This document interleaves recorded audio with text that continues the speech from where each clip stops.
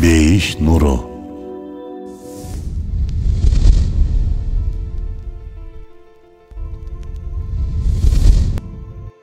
Кереметтүү Курандын ар бир аятынын көптөгөн маанилери, түрдүү акыйкаттары бар. Аяттардын максаты ошол аяттын сырткы эле мааниси менен чектелбейт. Тескерисинче ар бир аятта адамды дүйнөлүк жана акыреттик жактан өнүгүүгө, өсүүгө жетелеген маанилер бар. Курандагы Асхабы Кахф деген атка конгон окуяны мисал катары карап көрөлү. Кахф сүрөсүнүн 18 аятында Аллах Таала аларды ойго жатышат деп ойлойсуң. Чындыгында алар уктап жатышкан эле. Аларды оңго солго оодарып турдук деп айтат.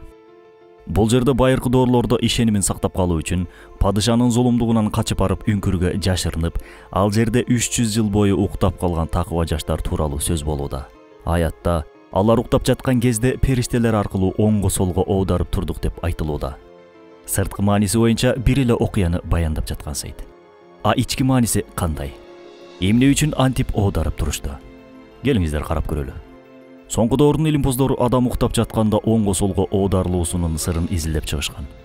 Көрсө, адам уктап жаткан кезде бир жагы менен эле жата берсе, ден соолукка залал келет экен.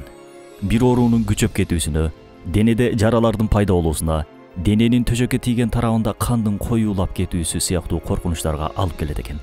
Узак убакыт бир жак менен жатуунун натыйжасында денедеги кан тамырлар кысылып, кислород жана пайдалуу элементтер териге жетпей калат. Натыйжада тери өлө баштайт. Теринин өлгөн жерлеринде жаралар пайда болот. Эгер бул көрүнүш улана берсе, теринин астындагы майлар, булчуңдарда ойла баштайт. Бул чынында өмүр үчүн кооптуу көрүнүш. Буларды болтурбоонун эң эле жөнөкөй мисалы 15 мүнөт сайын ары бери оодарылып уктоо. Ошондуктан медицинада кыймылдабай жатып калган оорулууларды ар бир 2 саат сайын кыймылдатып туруу ыкмасы каралган. Курандагы оңго солго оодарып турдук деген аяттын маанисинин бул илимий ачылышы өзүн акыл ээси деп эсептегендер үчүн чынында керемет.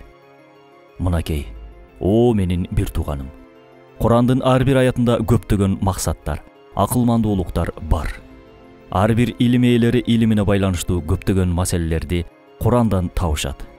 Куран күн өткөн сайын маанилеринин сырлары ачыкка чыгуу менен жашарууда. Болгону биз мусулмандар андан алыстап, өтө баалуу акыйкаттардан, акылмандуулуктардан кур калдык.